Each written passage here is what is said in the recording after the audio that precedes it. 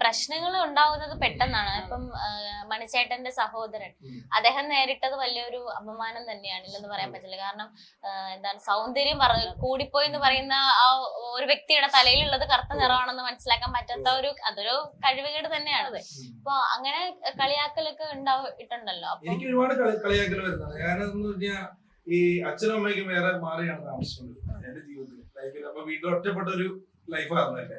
എന്റെ വല്യമ്മയുണ്ട്, അമ്മയുടെ അമ്മയും വല്യച്ഛൻ അമ്മയുടെ അച്ഛനുമാണ് എന്നെ മെയിൻ ആയിട്ട് നോക്കിക്കൊണ്ടിരുന്നത്. അപ്പൊ അമ്മയൊക്കെ വേറെയാണ് താമസിക്കുന്നത്. അപ്പൊ ഞാൻ ഒറ്റപ്പെട്ട ലൈഫായിരുന്നു. അപ്പൊ അവിടെ നിന്ന് എനിക്ക് മിമിക്രി ചെയ്യണം എന്നൊരു വലിയ ആഗ്രഹമാണ്. അപ്പൊ എന്റെ സുഹൃത്തുണ്ട് സുമേഷ് കുട്ടിലൊക്കെ, അവൻ കോമഡി ഉത്സവത്തിന്റെ ആർട്ടിസ്റ്റ് ആണ്. അവരുടെ സിനിമയിൽ അഭിനയിച്ചപ്പോൾ ഒരു സിനിമ സംവിധാനം ചെയ്യാൻ പോകുന്നത് സുമേഷ് കുട്ടിലൊക്കെ.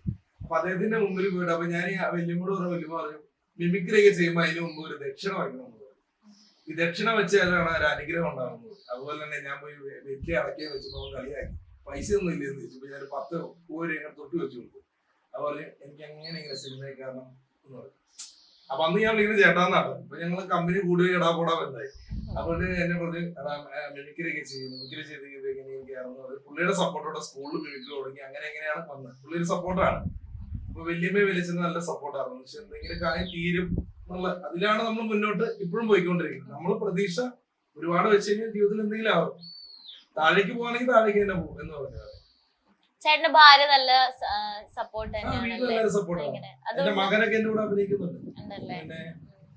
മകനെ ഏത് മൂവിയിലാ ചെയ്തിട്ടുള്ളത്? മകൻ കോളനി സിനിമ ചെയ്തിട്ടുണ്ട്. ഓ, അപ്പൊ അച്ഛനും മകനും ആണല്ലേ തിളങ്ങി നിൽക്കുന്നത്. ഈ കോളനി മൂവിയിൽ ഒരുപാട് പേരുണ്ട്. ചാളമേരി ചേച്ചി തിരിച്ചു വന്നൊരു സിനിമയാണ്, മോളെ കണ്ണമാരി ചേച്ചി. ഒരു പെട്ടെന്ന് ഒരു ദിവസം ഞങ്ങളുടെ ഗ്രൂപ്പിൽ മെസ്സേജ് വരിക, ചേച്ചി വയ്യാതെ ഹോസ്പിറ്റലിലാണ്. അപ്പൊ ആ കിടപ്പെന്ന് പറഞ്ഞു കഴിഞ്ഞാൽ അതുപോലത്തെ ഒരു കിടപ്പായിരുന്നു.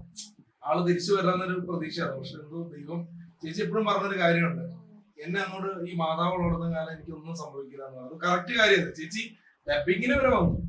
കുറച്ച് സീൻസ് എടുക്കാനുള്ള ചേച്ചിയുടെ വീടിനടുത്ത് വെച്ചാണ് ഷൂട്ട് ചെയ്തത്. അപ്പൊ പിന്നെ അതുപോലെ തന്നെ പലരും അതിനകത്ത് അഭിനയിച്ചിട്ടുണ്ട്. കുറെ പുതുമുഖ താരങ്ങളുണ്ട്, സിനിമയെ സ്നേഹിക്കുന്ന ഒരുപാട് വ്യക്തികളുണ്ട്.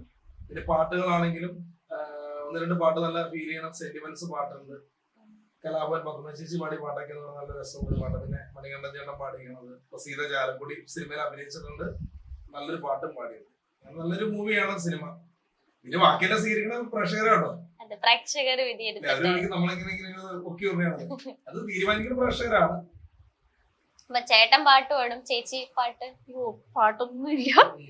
രണ്ടുപേരും എന്തായാലും കാരണം ഒരു മിമിക്രി ആർട്ടിസ്റ്റിന്റെ അടുത്താണ് ഇരിക്കുന്നത്.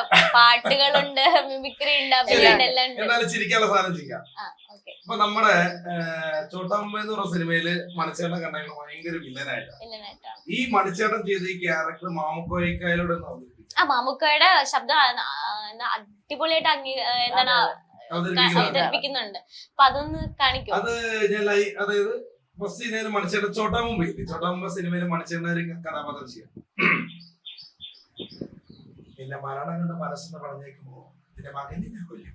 2 കുപ്പി കവിന്റെ പുറത്തെ കൊച്ചിയിലെ ലോക്കൽ കൊണ്ടുള്ള പറഞ്ഞ വാക്കല്ല, കൊല്ലുന്ന് പറഞ്ഞാൽ മനസ്സ് കൊന്നിരിക്കും പറ്റില്ല. ഈ ഒരു സംഭാഷണം നമ്മുടെ മാമുക്കോയക്കയോട് ഞാൻ അവതരിപ്പിക്കുകയാണ്. അവിടുത്തെ ശൈലി വെച്ചു. നിങ്ങൾക്ക് വായിച്ച വേദവസത്തിലെ അതൊന്നും നമ്മളാണ് പേര് കോയ.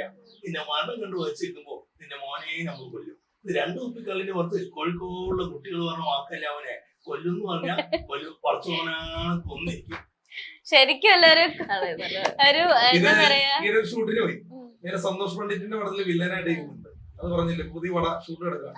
സന്തോഷ് ചേട്ടന് എനിക്ക് ആഗ്രഹമായിരുന്നു സന്തോഷ് പണ്ഡിറ്റിന്റെ പടത്തിൽ ചെയ്യണമെന്ന്. അപ്പൊ ചേട്ടൻ വിളിച്ചു, ഞാൻ പോയി. നല്ലൊരു ക്യാരക്ടറാണ് അതിനകത്ത്. അദ്ദേഹത്തിന്റെ പടത്തിൽ തന്നെ എല്ലാ നായികമാരെ കൊല്ലുന്ന സീൻ ഞാനാണ് ചെയ്യുന്നത്. അപ്പൊ അടുത്ത ദിവസം വീണ്ടും ഉണ്ട് ബാലൻസ് ഉണ്ട്. അപ്പം ഞാൻ ആ സിനിമയിലേക്ക് പോണ സമയത്ത് അവിടെ ഒരു ഇക്കായിട്ട് പരിചയപ്പെട്ടു. അപ്പൊ മാമുക്കോയുടെ ഭയങ്കര ഫ്രണ്ടാണെന്ന്. അപ്പൊ ഞാൻ മിമിക്രിക്കാരനാണെന്ന് പുള്ളിയോട് പറഞ്ഞില്ല, മാമുക്കോയ്ക്ക് അവതരിപ്പിക്കുന്ന കാര്യം പറഞ്ഞില്ല. അപ്പൊ ഞാൻ പറയും ഇക്കാട് മാമുക്കോയ്ക്ക് സംസാരിച്ച് കഴിഞ്ഞാൽ ഭയങ്കര സന്തോഷമാണെന്ന് പറയുന്നത്. പുള്ളി എന്നെ ദേഷ്യപ്പെടുന്നവരെന്നോ പിന്നെ എന്താ ഇങ്ങനെ പറഞ്ഞതെന്ന് പറഞ്ഞു. പുള്ളിക്ക് അറിയില്ലോ. അപ്പൊ ഞാൻ പെട്ടെന്ന് പുള്ളി സലാം കണ്ട പേര്. അപ്പൊ ഞാൻ പെട്ടെന്ന് ഇങ്ങനെ ഇക്കം ചേർന്ന് തന്നെ ഞാൻ ഒരാളുടെ വോയിസ് അനുകരിക്കാന്ന് പറഞ്ഞു.